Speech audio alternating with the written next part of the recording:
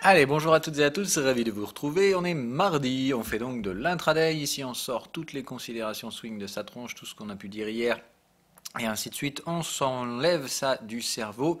Ici, on voit court terme, on ne cherche pas à voir plus loin que le bout de son nez.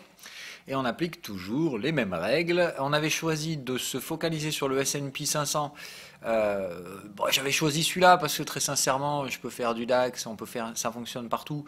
Mais bon, Rod vous couvre très bien le DAX et pour la plupart, vous êtes chez les deux, donc je ne vais pas vous refaire la même sauce.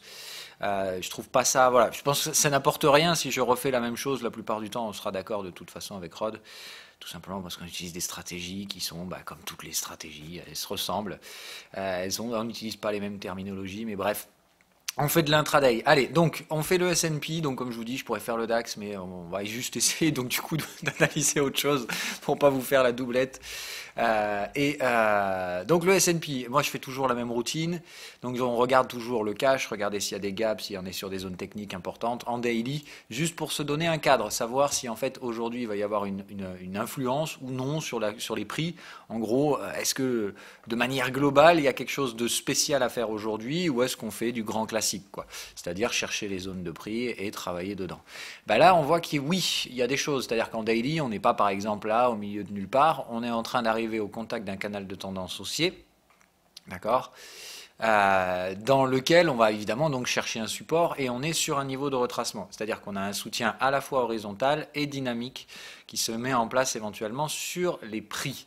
On est bien dans un cycle de consolidation, par contre ce qu'on voit c'est que le cycle haussier il a duré bien trop longtemps et il a formé une divergence. Donc en général, ce qu'on fait dans ces cas-là, c'est qu'il y a deux cycles de baisse qui se mettent en place. C'est-à-dire, pour moi, je vois une attaque baissière, je pense qu'il y en a une deuxième qui va suivre.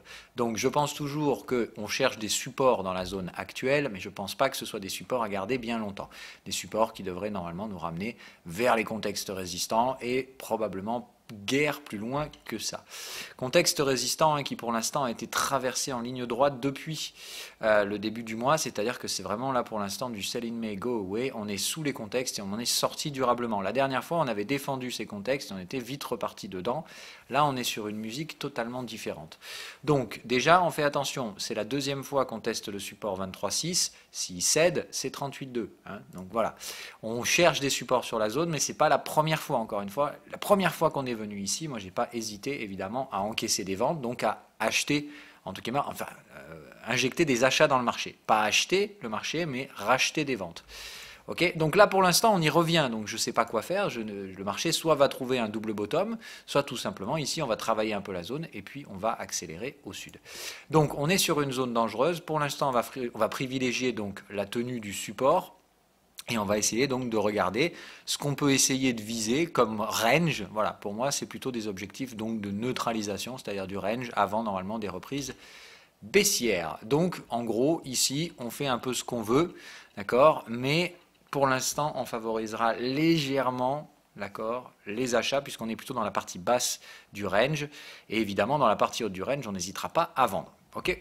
Donc, allez, ça c'est fait. On regarde les gaps éventuels. Donc, oui, on a un gap à combler jusqu'à la zone des 28,51. Donc, on va aller regarder tout ça. Mais donc, à combler sur le cash, donc à partir de 15h30.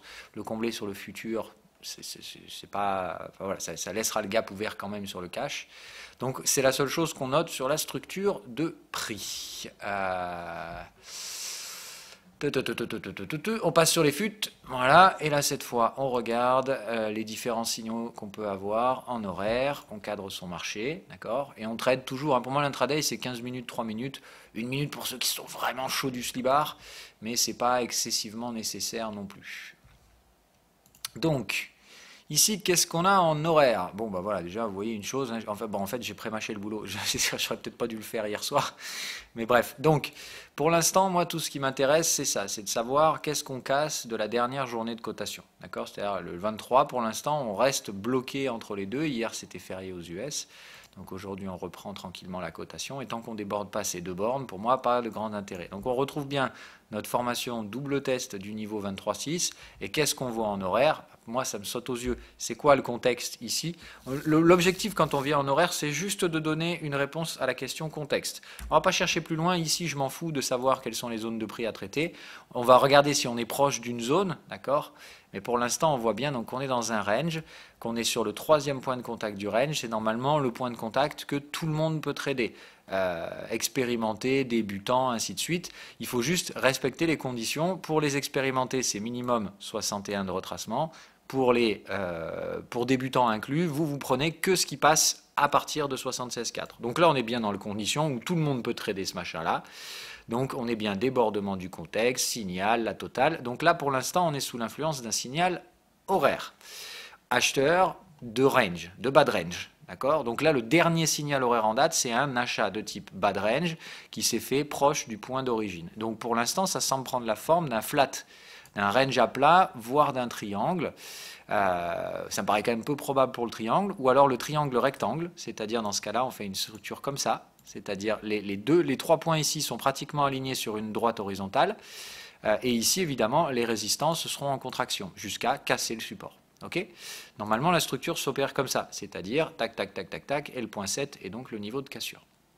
Pour l'instant, ces structures-là, normalement, se font toujours par 2 cycles impulsifs, c'est-à-dire une première poussée, une deuxième. Une première, une deuxième, une première, et je pense une deuxième à venir. D'accord? Donc j'attends toujours pour le moment un petit mouvement d'appréciation haussière, soit pour nous tirer ici dans la partie haute du range, mais je pense sincèrement qu'en l'état, vu la molle-attitude du mouvement ici, j'ai plutôt l'impression effectivement qu'on est parti pour le triangle barrière. D'accord? Donc un triangle qui va se faire en contraction avec des sommets descendants. Normalement, la sortie est clairement baissière de ce type de structure. Donc ça corroborerait le scénario qu'on a vu en daily. Pour l'instant, ça reste très hésitant. Je vous rappelle que quand on est dans un range, on ne s'amuse pas à jouer les justiciers. On essaie surtout de gérer ses risques. Donc moi, ce que je dirais, c'est que tant qu'on ne vient pas retester les canaux de tendance horaire, ou même si on devait revenir les tester, il n'y a pas réellement d'inquiétude à faire. Voilà, je pense qu'il reste une impulsion haussière à faire, mais je pense qu'elle n'ira pas bien loin. Normalement, cette impulsion, de manière théorique, retrace 61%. Donc, on va bien clairement noter cette zone, d'accord, 61 et 76,4, ce seront les zones à traiter en intraday pour absolument récupérer des gains à l'achat, d'accord. C'est-à-dire que là, il y aura obligatoirement un TP1 et un TP2. On notera que le TP2 est dans le contexte résistant, et que la première fois, on l'a rejeté sans déborder. Donc, ça me laisserait à penser clairement sur le triangle barrière. C'est-à-dire qu'on déborde les contextes à l'achat, enfin quand on vend, pardon, on déborde les contextes acheteurs, mais on ne déborde pas le contexte vendeur. Donc, pour l'instant, moi, je parierais plutôt sur le 76,4, la zone des 28,70, mais je pense qu'il sera très important de bien faire attention à la zone des 28,60, ici sur la zone FIBO. On va les noter, ces zones, juste pour les avoir sur les graphiques intraday. Donc voilà, la zone, c'est ça, par là, quoi. Voilà, proche du 61,8. Ok, on peut utiliser le volume si on veut définir la zone. On va toujours d'une zone de volume à un creux, d'accord? C'est là où se trouvent les demandes vendeuses. Donc là, on fait ça, du pic de volume jusqu'au creux. Ça me paraît pas bête de jouer comme ça. Alors normalement, on est supposé prendre que la portion du range pour le volume. Voilà, que la portion de prix non revisitée. Alors là, c'est un peu différent. Donc là, on a une poche de volume ici, à la limite. Bon, un peu hésitant, hein. Bref, bon, je vais faire comme ça. Donc creux de volume à creux de volume. Ok, et ici, il n'y a pas de volume. Donc, faire attention, hein, ça montre bien, ici c'est plutôt la zone 61 qui est importante. Bon, allez, ce qu'on va faire simple, on va juste... Bah, remarquez, je les ai les Fibo en 15 minutes aussi. Ah non, on est toujours en horaire, je suis débile. Alors, donc, je vais noter ici, première zone, on va mettre TP1, TP2, et voilà, comme ça au moins, l'objectif intraday est fixé. Voilà, donc ne visez surtout pas plus que ça, je doute sincèrement qu'on aille par là. Pour ma part, je vais chercher des reventes, c'est-à-dire que dans cette zone-là, je vais probablement essayer de chercher une petite revente de type range. Je vais y aller mollo, je vous rappelle qu'on sera théoriquement sur la 4e borne du range, donc un range mature, ce qui veut dire que tous les débutants, à partir de là, vous arrêtez de trader. Si vous tradez cette 4e borne, c'est la dernière que vous prenez, et vous la prenez avec des leviers réduits, bien entendu. Toujours appliquer la stratégie, hein. Voilà, je vous protège quand vous êtes débutant pour que vous preniez les trades les moins risqués. Évidemment, vous tradez beaucoup moins que les autres, mais c'est comme ça, hein. Il vaut mieux trader moins, mais trader mieux, que de trader beaucoup et n'importe comment.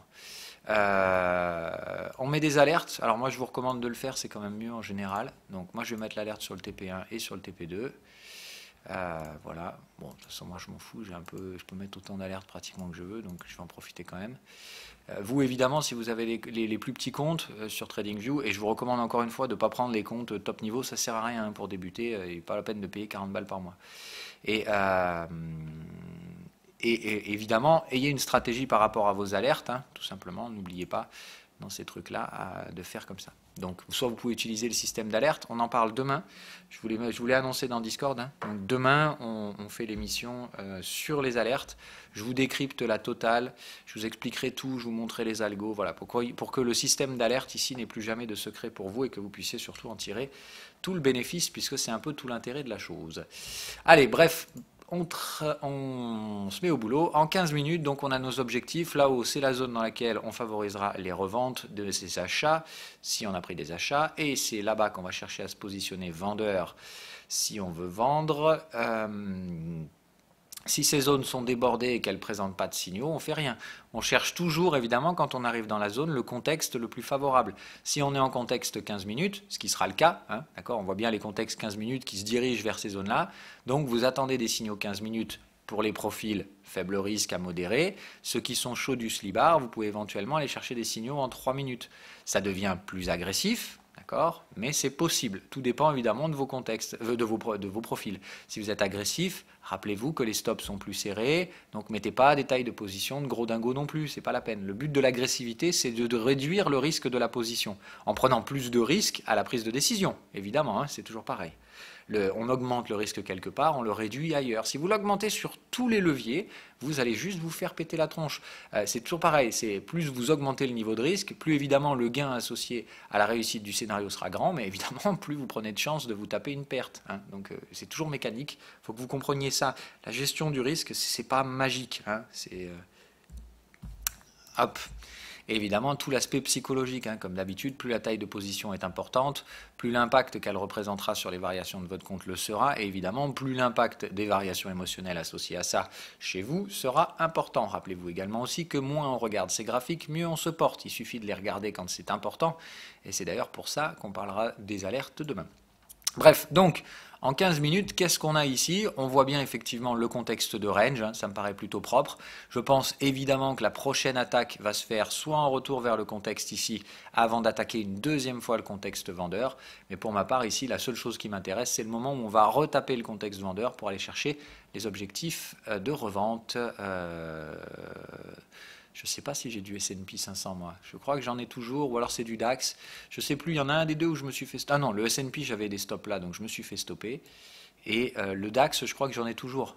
Donc je crois que j'ai du DAX, mais je n'ai pas du S&P. Mais c'est le même scénario, hein, d'accord? C'est-à-dire que ce que je vais appliquer aujourd'hui sur mon DAX, c'est le scénario de mon S&P 500. C'est-à-dire je pense qu'il reste une attaque haussière à faire pour viser ces zones-là sur le S&P 500. Dès qu'on les atteint, j'encaisserai mon DAX, tout simplement, hein, voilà. Simplement. Ça, pour moi, ça reste contre-tendance. Je pense qu'on reste sur des flux baissiers en daily. Je pense qu'on va casser ces différents supports. Maintenant, il faut qu'on travaille encore ces zones de prix. Je pense que ce n'est pas du tout mature pour créer des breakouts. Voilà, donc en 15 minutes, pour moi, le cadrage est fait. Donc la zone support sur les contextes de support en 15 minutes. C'est-à-dire que si jamais je vois le marché se rediriger de cette manière vers le contexte acheteur, je pense que pour ceux qui veulent, il y a un petit achat éventuel à jouer dans cette zone de prix, ici. D'accord, hein, toute cette zone-là que vous voyez, voilà. Hein, pardon, c'est pas ça que je voulais faire. Voilà, donc toute cette zone-là, hein, ici, dès qu'on arrive en débordement du contexte, si vous avez un signal acheteur, vous pouvez le prendre avec un stop sous le plus bas précédent, l'objectif étant de viser un débordement du contexte vendeur pour chercher ces objectifs et éventuellement rentrer vendeur pour ceux qui le souhaitent, ceux qui ont encore du levier disponible pour des ventes, vous y allez, toujours de façon modérée. Je vous rappelle qu'on est dans des ranges, donc dans un range, c'est ce qu'on appelle du trading spéculatif, que les leviers doivent donc rester de manière spéculative également. C'est-à-dire, vous risquez pas plus de 2 à 3% du capital, 5% pour ceux qui sont complètement fumés du bulbe et qui ont une conviction de malade en swing. Je peux l'accepter, mais n'allez surtout pas au-delà de ça. Et si, évidemment, que si vous avez des tout petits comptes, quoi. Voilà. C'est-à-dire que bah, quand vous avez des tout petits comptes et qu'un lot ça prend 5% du compte, bah, vous le faites. Voilà. C'est pas évidemment quand vous n'avez pas le choix, vous prenez le trade minimum et puis c'est tout quoi. Mais, euh, mais si vous avez le confort d'avoir au moins 10, 15, 20 000 euros sur le compte, il n'y a pas de raison que vous soyez obligé de prendre des risques débiles. Donc maintenez-vous voilà, à ça. En général, moi ce que je vous apprends, c'est quand on est dans ces structures-là, d'accord, vous risquez en général 1,5 sur la première position dans le range. Comme ça vous permet de vous adapter à la situation en cas de besoin. Si vous voyez que ça évolue vite parce que Trump commence à balancer des tweets ou des conneries du genre et que ça devient volatile, vous pouvez vous permettre de doubler le stop et de passer et toujours de respecter la règle des 3%. Voilà. Ça vous donne une marge de manœuvre. Que si vous commencez direct à 3%, bah si Trump fait le gugus, vous ne pouvez rien faire à part vous faire stopper. Parce qu'encore une fois, c'est la règle de base. Si vous reculez vos stops au-delà de 3% de perte dans des ranges, et ça va pas. Voilà. Dans la démarche psychologique, ça colle pas. Ça veut dire que vous luttez contre les erreurs alors que vous avez objectivement commis une erreur et ça, c'est pas bon. D'accord? Donc toujours pareil, essayez de ne pas vous mettre en porte-à-faux, surtout en intraday parce que ça pardonne pas et surtout dans le contexte maintenant, enfin dans le contexte actuel de stupidité, de faible volume de l'été. Hein, ça y est, on commence à rentrer dans les volumes estivaux, donc c'est vraiment ça commence sérieusement à ralentir. Sur le pognon qui circule et évidemment le contexte lui n'est absolument pas détendu, voire même pire que ça hein. Donc Brexit c'est la merde, guerre commerciale c'est la merde, donc c'est la merde partout et ça fait un moment, c'est-à-dire que le marché a tout pricé comme le meilleur et ça se passe pas trop bien, donc faites attention hein. Cet été je vous ai prévenu, ça va être punchy. Donc je vous recommande encore une fois, toujours la prudence, c'est la meilleure des attitudes à adopter. Le risque augmente, réduisez vos risques, c'est aussi simple que ça. D'accord? On pondère toujours, alors oui, réduire ses risques, ça veut dire réduire ses gains. Et il vaut mieux réduire ses gains que de se prendre une grosse patate dans la gueule, encore une fois. Voilà. Sur le reste, on en parlera dans Discord s'il y a des choses à faire ou à dire. Pour l'instant, d'un point de vue global en swing, je n'ai pas l'impression qu'il y a un réel renversement de quoi que ce soit. On parlera donc de tout ça. Peut-être demain, on fera une petite intro. Mais bref, voilà. Donc le swing, de toute façon, vous connaissez les plans. Normalement, on les a mis en place hier. L'intraday, voilà ce que je fais aujourd'hui. Demain, on parle des alertes. Jeudi, on reparlera Forex, un peu tout ça. Et vendredi, on clôture la semaine avec un peu de stock picking. Voilà. Allez, bye bye.